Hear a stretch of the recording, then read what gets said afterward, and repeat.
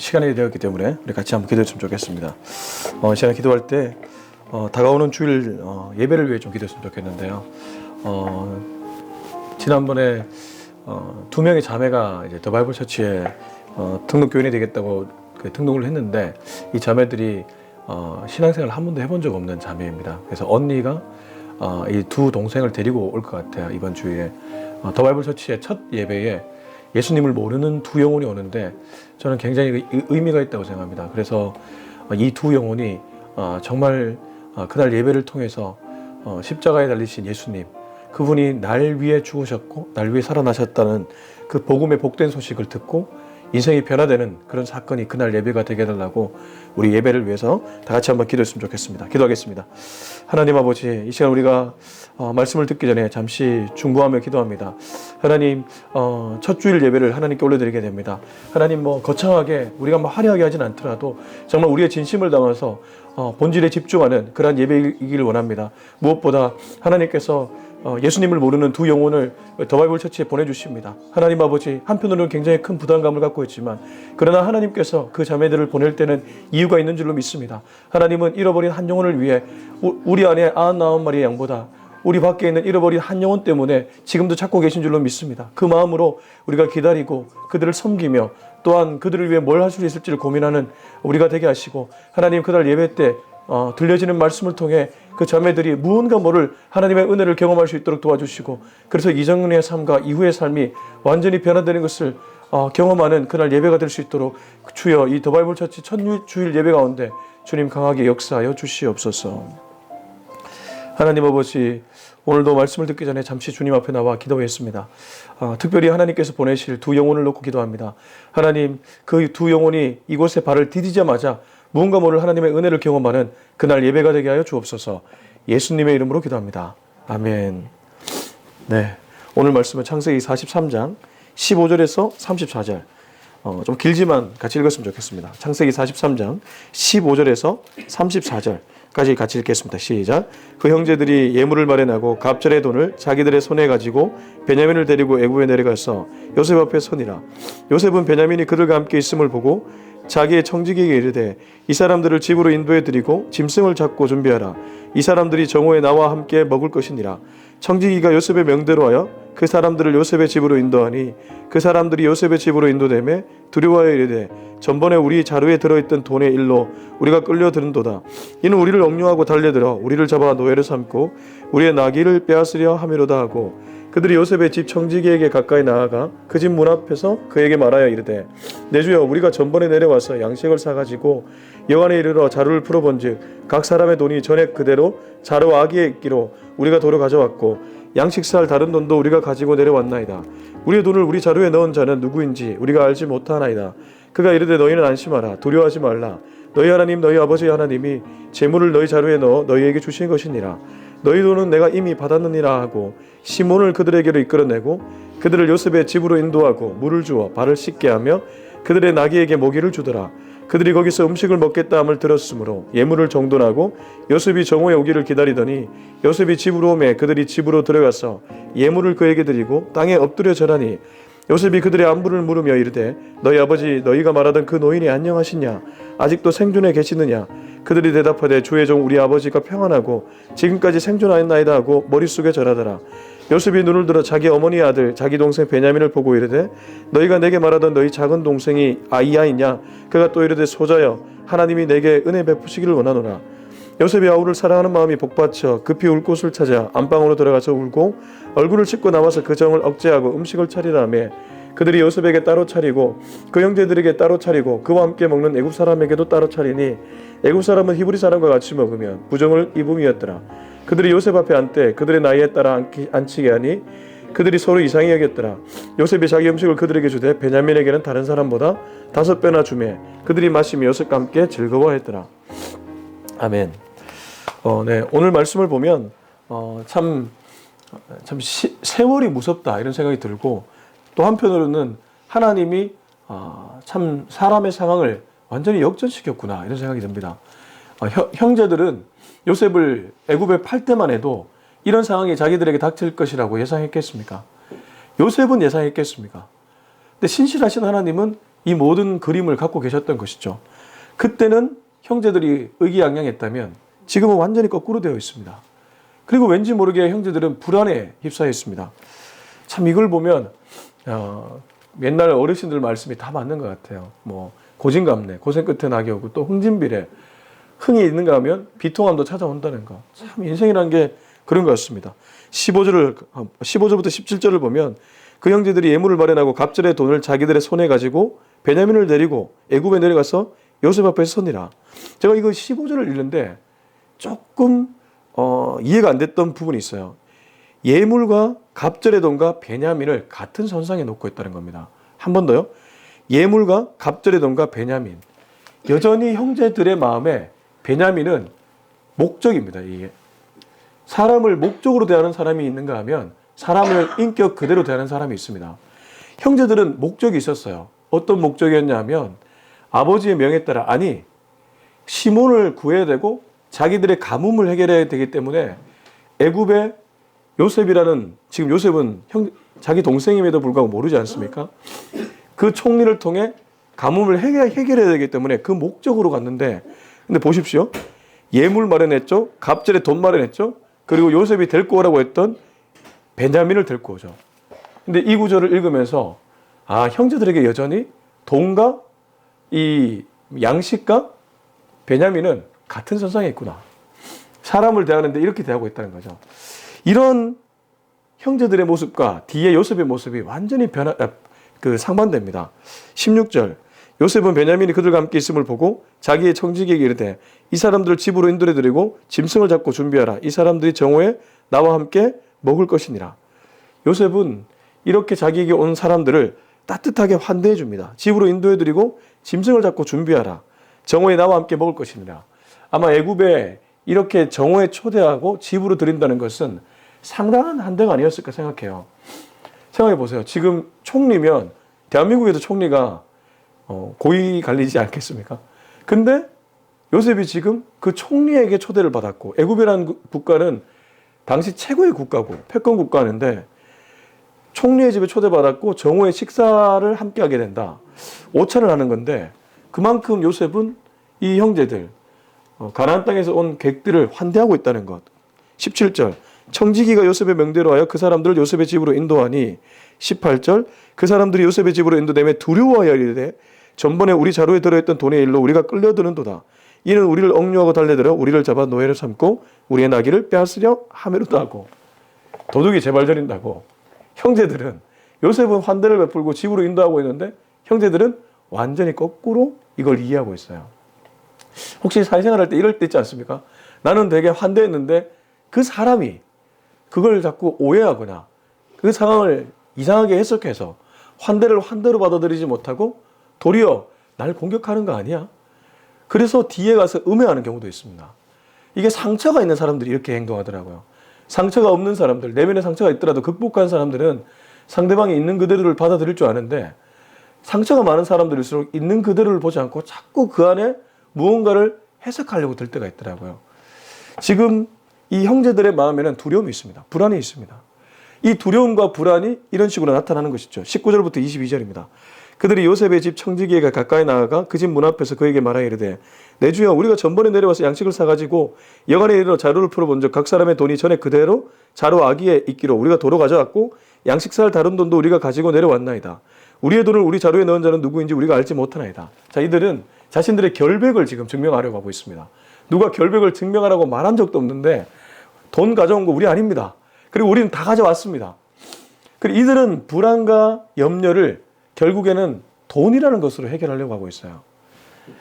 이게 사람이 불안하고 두려워하면 자꾸 현실을 더 극대화시켜가지고 현실을 극대화로 내 안의 두려움을 해결하려고 할 때가 있는 것 같아요. 근데 그게 해결이 됩니까? 해결이 안 되죠. 그래서 노후 대책이라는 것도 결국에는, 물론 노후 대책 어느 정도는 필요하겠지만 내 불안함을 돈이라는 것으로 어떻게든 간에 해결해 보려고 하는 그런 움직임이 아니겠습니까? 근데 제가 좋아하는 우리 조정민 목사님은 노후 대책이 중요한 게 아니고 사후 대책이다.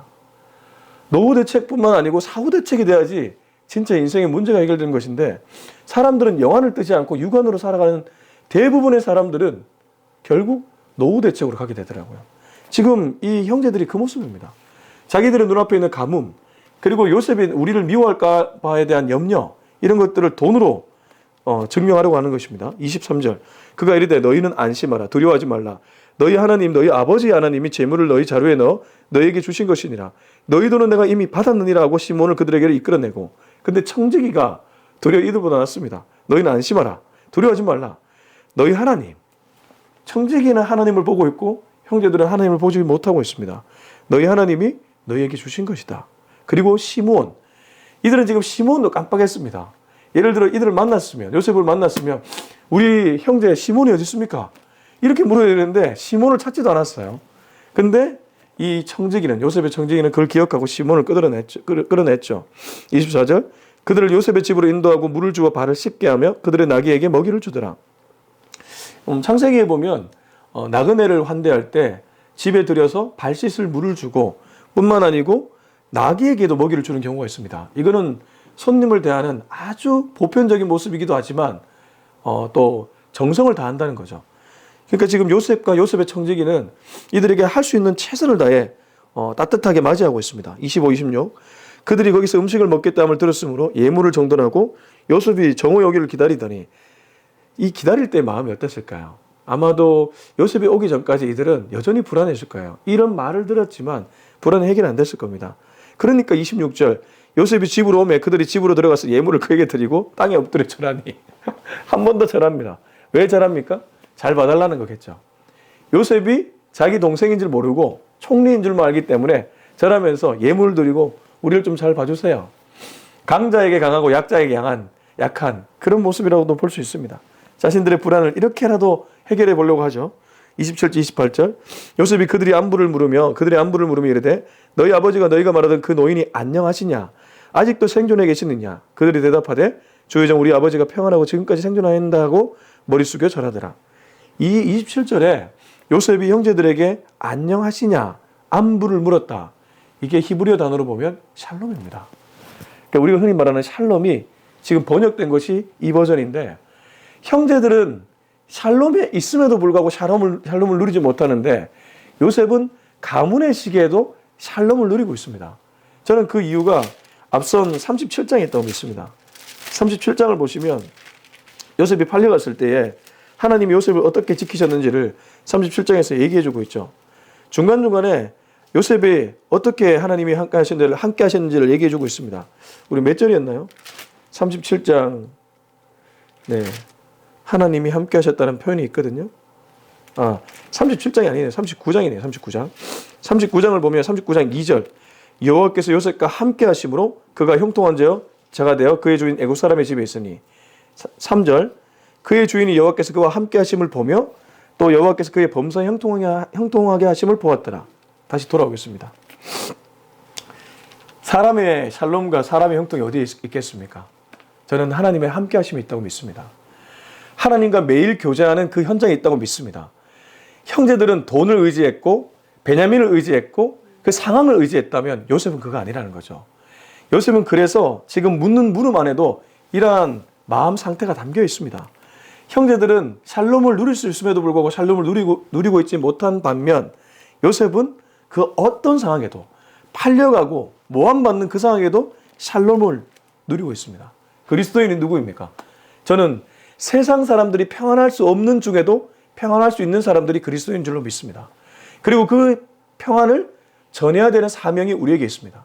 저는 이 시대가 지금 그 사명을 전해야 되는 시대라고 믿는데, 이유는 여러분 지금 보십시오. 할로윈 사태를 보십시오. 너무 안타깝잖아요. 우리가 함부로 말로 그들에게 다가갈 수는 없겠죠. 위로 암다시고 몇 마디 하는 말이 도리어 상처를 줄 수 있기 때문에 조심해야 될 것입니다. 근데 우리는 알잖아요. 고통 중에도 그 고통을 해석할 수 있는 눈을 성경이 준다는 것을 알고 있잖아요. 그게 진짜 샬롬이라면 정말 이 샬롬을 우리만 누려서는 안 되겠죠. 저는 이태원의 참사를 겪고 있는 지금 유가족들, 그들이 이 성경이 말하는 샬롬을 꼭 경험했으면 좋겠다는 간절한 바람이 생깁니다. 우리만 이 샬롬을 누리는 것이 아니라 그들도 그것을 꼭 알았으면 좋겠습니다. 자, 29절입니다. 요셉이 눈을 들어 자기의 어머니 아들, 자기 동생 베냐민을 보고 이르되 너희가 내게 말하던 그 너희 작은 동생이 이 아이냐? 그가 또 이르되 소자여 하나님이 내게 은혜 베푸시기를 원하노라. 뭐 요셉을 우리가 뭐라 할 수는 없을 것 같아요. 왜냐하면 피부치기 때문에. 이 베냐민은 다른 형제들은 이복형이고 베냐민은 자기 진짜 피부치잖아요. 그러니까 이 아이한테는 하나님의 은혜 베푸시기를 원한다. 네가 작은 동생이냐? 이렇게 묻고 있는 것이죠. 우리도 왜 좀 더 사랑이 가는 사람들 있잖아요. 요셉에게 베냐민은 어쩔 수 없는 그런 사람이었죠. 30절부터 32절입니다. 요셉이 아우를 사랑하는 마음이 복받자 급히 울 곳을 찾아 안방으로 들어가서 울고 얼굴을 씻고 나서 그 정을 억제하고 음식을 차리라 하며 요셉이 그들이 요셉에게 따로 차리고 그 형제들에게 따로 차리고 그와 함께 먹는 애굽 사람에게도 따로 차리니 애굽 사람은 히브리 사람과 같이 먹으면 부정을 입음이었더라. 그래도 요셉이 자 인간미가 있어요. 사실 이쯤 되면 감정 정리가 다 끝났고 울지 않을 수도 있는데 동생을 딱 보자마자 울컥하는 거죠. 이 남자들이 동생 보면서 울컥하는 거 잘 없지 않습니까? 자매들은 좀 있는데 요셉이 그만큼 감수성이 또 풍부하게 됐던 것 같아요. 근데 그걸 참고 또 음식을 차리라고 합니다.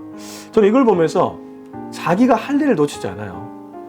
이 정 때문에 할 일을 놓치는 사람도 있거든요. 근데 요셉은 감정에 도취되어서 할 일을 놓치지 않고 음식 차리는 일을 합니다. 그리고 그 음식 차릴 때 33절을 보면 순번대로 안 칩니다. 순번대로.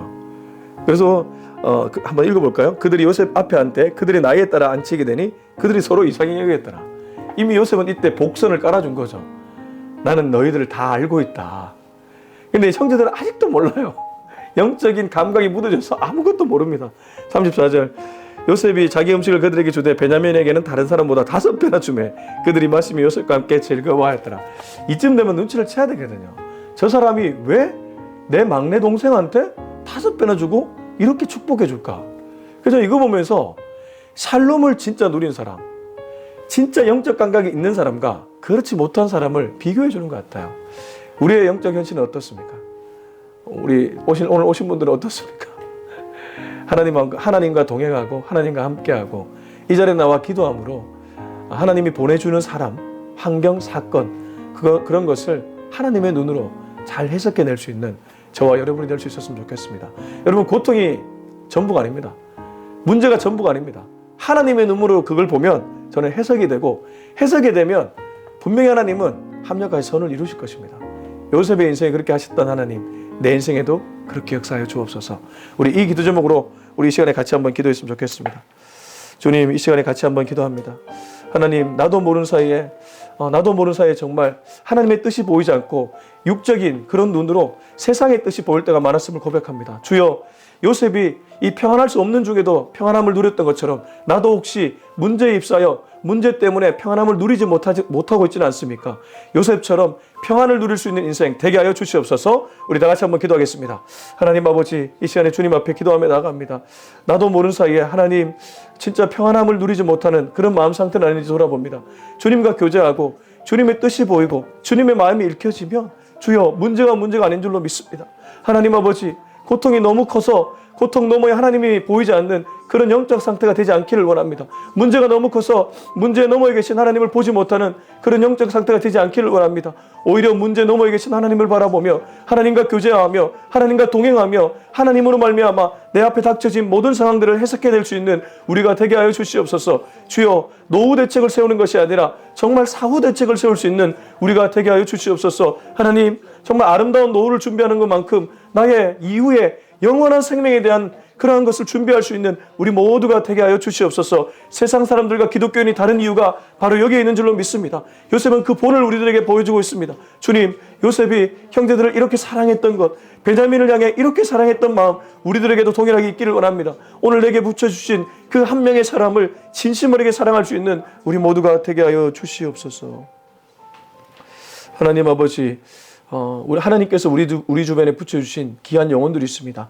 그 영혼들을 볼 때 때로 서운하고 얄미울 때도 있겠지만 그럼에도 불구하고 요셉이 통큰 마음으로 모두를 덮은 것처럼 나도 요셉처럼 그들을 사랑할 수 있는 마음을 부어주시고 이해되지 않는 어떤 문제나 고통 앞에서도 오히려 하나님의 손을 잡고 그걸 잘 풀어갈 수 있는 우리 모두에게 지혜를 허락하여 주시옵소서.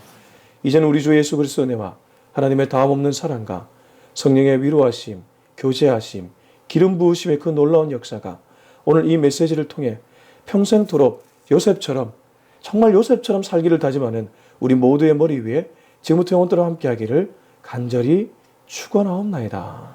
아멘.